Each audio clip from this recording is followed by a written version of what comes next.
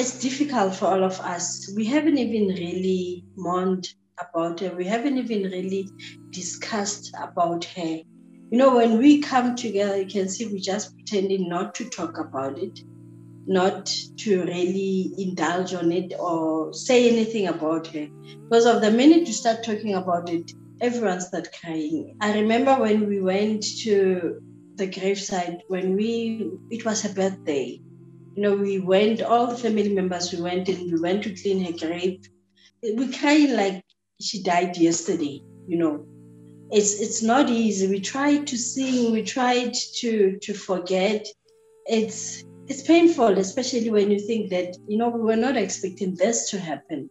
We're expecting, you know, we're expecting a youth to bury us as their own people, not vice versa. The last conversation that she had with my sister was, "Auntie, I'm coming back. My boyfriend has sent me an Uber. Don't lock up. I'm coming back." You know, even when we go to the grave, my sister will say, "Tshegofatso, I'm still waiting for you. You said you're coming back. And here you are. You are lying cold here. You know more." But according to me, she was strict. She wasn't even willing to go out of the house that day. This person said to her, "Come. We're just going to discuss about the child's clothes." And automatically, as a pregnant woman, a father of your child saying, "Come, we just need to discuss about the child's clothes," you will go. You won't even think of any foul play or anything. So yeah, that's heartbreaking. The last time when I spoke with her, I think it was during the week after I planned to go back home on Saturday. I just bought the clothes for the coming child, and I shot, you know, I took photos sending her on WhatsApp, and she was even happy and I was even excited. And going home on Saturday, my sister says to me, you know, Fifi, Tshegofatso, since she's been gone on Thursday, I'm still waiting for her. And that was what was making my sister to say, "Man, this is not her. We've been phoning her from Thursday, no answer." Identifying her, I thought when I got there, even when they took their IDs, I thought maybe they were saying, no, it's false. Go back home. We're lying, you know.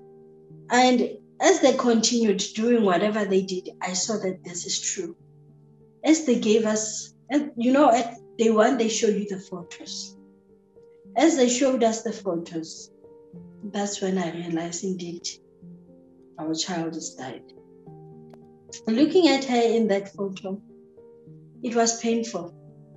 And you know what? She was asthmatic, and she had this defect on the upper lip. When she's afraid, the upper lip would swell. You know, when I saw her on the photo, the upper lip was swollen, and I knew there was trouble. And she was one person. She was tiny in her body, and being tiny in her body, she was one person that loved peace. And if you like if she can see something or maybe danger, she'd be afraid immediately, you know, and she'd want to make peace with that person immediately. I remember after I identified her, thank God that day the social services was there. You know, it played in my mind, behind my mind, that how did this happen? How did this person kill this child? And that night, I traumatized myself by even watching the video. Even now, I regretted why I watched that video when they hanged her. I truly regretted.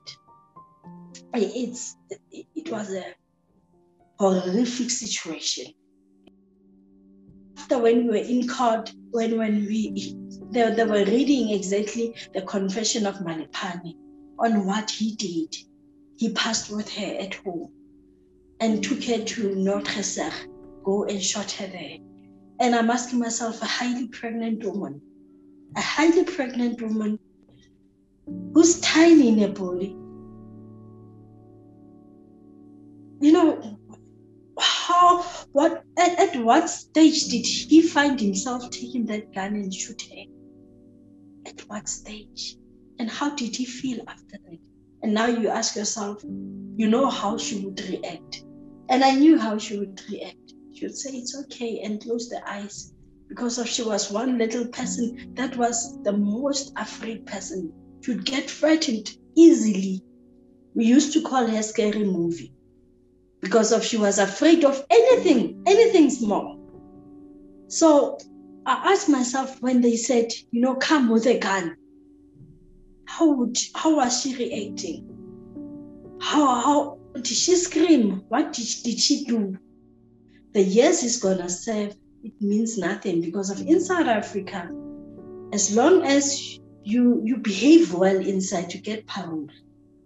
I wish he can be sentenced lengthier and longer sentence in a manner, and he should not even qualify for parole at all. That's my wish. Because of if he comes out, this person is used to this. He's a mastermind. He plans this. He planned this. And as a result, he can do it to another woman's child. You can see him in the court. He's cold-blooded, this guy. It's like he doesn't have blood in him. He looks like a monster to me. She used to apply makeup next to the microwave at home. It has a mirror. She would sit for an hour there. Every time when we pass there, we say, Tshego's mirror. I don't like to pass at Mac and at Gas. I don't want to lie. If I pass there, it reminds me of her. And seeing them doing exactly what she was doing, and because of she was working there, especially when there's family gathering, she during the family gathering, you'll just hear saying, yes, girl, if you hear somebody say, yes, girl, it reminds you of her, and her being so happy and what, she had an infectious smile. She had that, you'd want to sit next to her all the time, and like last year December, we didn't meet because we were short. And the last meeting that we had, the nicest party that we had, was December. And we didn't know that was our last December with Tshegofatso. And as a result, we didn't meet. This December, everyone stayed in their own house. And it's tough. I'm not going to lie. But we'll get there.